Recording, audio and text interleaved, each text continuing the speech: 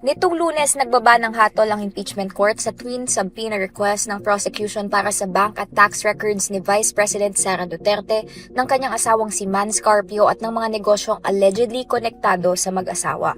Pero teka, ano ba ang subpoena at anong implikasyon ng pag-issue nito? Ayon kay House Prosecutor Chel Jokno, ang subpoena ay utos na galing sa impeachment court na dalhin ng yung mga dokumento na nakasaad sa loob ng subpoena. Pero hindi pa ito nasa punto ng pag-decide kung admissible ang ebidensya.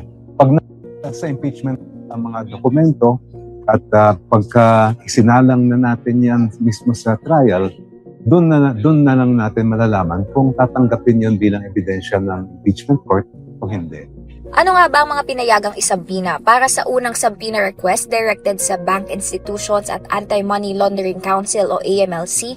Aprobado ang mga sumusunod: bank records ng Vice Presidente, bank records ni Manny Scarpio, bank records ng 19 companies allegedly linked to the couple, maging ng Carpio's Law Partnership.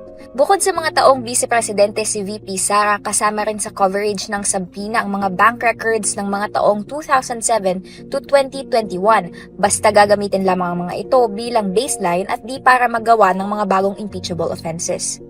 Samantala, denied naman ang request ng prosecution team sa JTC Group of Companies and Pikimong Philippines Corporation dahil hindi daw naipakita ang connection ng mga ito sa mag-asawa.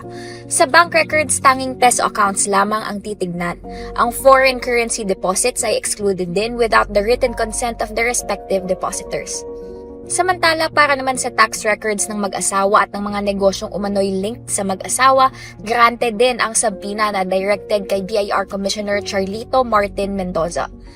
Hindi muli kasama ang JTC Group of Companies and Pikimong Philippines Corporation sa pinayagang isubpoena. Pero hindi porket na isubpoena na ang tax records ay sigurado nang mabubuksan at tatanggapin ng mga ito bilang ebidensya sa korte. Sa batas kasi, Section 71 ng National Internal Revenue Code, may 3 instances kung kailan papayagang inspeksyonin ang tax records ng isang taxpayer. Yun ay upon order of the President, upon request of a foreign tax authority with presidential approval, and upon the taxpayer's waiver. Matatandaang noong impeachment trial ni Chief Justice Renato Corona, pinayagan ding i-admit as evidence ang kanyang bank records predating his appointment. Gayun din para sa tax records ni Corona matapos i-issue ng Senate Impeachment Court noong 2012 ang subpoena kay noong Commissioner Kim Henares, saka pa lamang siya humingi ng authorization kay former President Noynoy Aquino.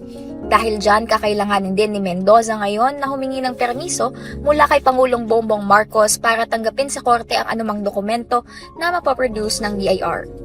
Hanggang July 30, alas 9 ng umaga ang ibinigay ng korte para mag-comply ang AMLC, bank institutions at BIR para sa mga nabanggit na subpoena. Ito si Isabel Pechay, nag-uulat para sa Inquirer.